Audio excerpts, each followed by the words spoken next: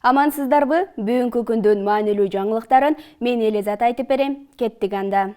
Пара алды деп кармалган саясатчы Мелис Аспеков Сыймык Жапыкеевди ала жатайын дегенби? Айтор ага каршы көрсөтмө берди дешти. Кыргыз темир жолу ишканасынан 250 000 доллар талап кылып кармалган деген Мелис Аспеков экономикалык кылмыштуулукка каршы күрөшүү кызматынын башчысы Сыймык Жапыкеевге каршы көрсөтмө берүүдө деп айрым маалымат сайттарында жарыяланды.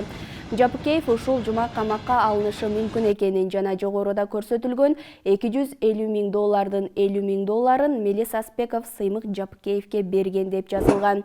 Эске салсак, Садыр Жапаровдун Чүй облусундагы штаб башчысымын деген Мелис Аспеков менен Улан Жураев деген жаран 9-январда УКМК тарабынан кармалган. Бүгүн айрымдарыңыздар жумушка кечигип келдиңиздер окшойт. Туурабы? Себеби айрым маршруттар иштеген жок. Алар дагы деле жол кирээ көтөрүлсүн деп талап кылышууда. Бул боюнча Бишкек шаарынын милдетин аткаруучу Балбак Төлөбаев 7 жылдан бери жол тарифи көтөрүлбөгөнү мэрия тарабынан талкууланып жатканын, өлкөнүн абалы оор болуп, пандемия, экономикалык кризистер айдоочуларга эле эмес, жүргүнчүлөргө да оор залакасын тийгизгенин эске салышын суранды. Дароо эле көтөрүп берүү мүмкүн эмес экенин айтып, бул маселени өзүнүн процедурасы менен чечүүгө чакырды. Ошондой эле сиздерден линияга чыгышыңарды суранам. Эгер чыкпасаңар, башка маршрутту киргизгенге мажбур болом. Себеби мен элди ташышым керек. Эгер линияга чыкпасаңар, айла жок. Ал линияны жокко чыгарып, аны башкаларга берүүгө аргасыз болобуз деп Балбак Төлөбаев сөзүн бекемдеди. Байкелерибиз коркутабыз деп кoko тыйынсыз калбаса болду.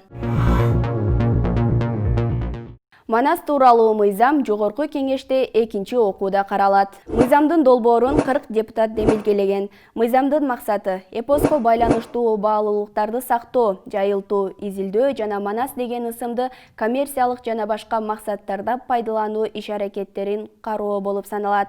Арак ичимдиктеринин аталышын Манас деп атабаш керек деген сындар коомчулук тарабынан катуу талкууга алынып, бийлик улут баалуулуктарын сактоо боюнча мыйзамды аткарбай жаткандыгы соц тармактарда сынга алынган. Мына дагы бир мыйзам өзгөртүлө турган болду. Бул инвестиция тууралуу мыйзам. Бул өзгөртүлгөн мыйзамга ылайык жергиликтүү бийлик тарабынан аймактарда инвесторлорго жер бөлүп берүүсү жөнөкөйлөштүрүлөт. Инвестор 10 миллион доллар каражат салып, өкмөт менен инвестициялык макулдашуу түзө алат. Буга чейин анын чеги 50 миллион долларды түзгөн. Ошондой эле инвестицияларды илгерилетүү жана коргоо боюнча агенттигине 10 миллион сомдон ашык инвестиция салган ишкерлерге виза алуу үчүн Тышкы иштер министрлигине арыз берүүгө укук берилди. Өзгөртүлгөн мыйзам долбооруна мына ушундай жеңилдиктер жазылган. Былтыркы жылкы ызгаарлуу саясатыбыз менен кошо кыш дагы өзгөчө суук. Сулуулуктан жылуулук демекчи адистер бул боюнча төмөнкү кеңешти билдирүүдө. Өлкөнүн саламаттык сактоо министрлиги кышында жеңил бут кийим кийип жүрүү бир катар коркунучтуу ооруларга алып келерин эскертти. Андыктан ным өткөрбөй турган, таманы калың, жылуу бут кийим кийип жүрүңүздөр. Бүгүнкү күндүн маанилүү жаңылыктары мына ушулар болду. Биздин баракчаларга катталып, башкалар менен бөлүшкөндү унутпаңыздар. Аманчылыкта көрүшкөнчө.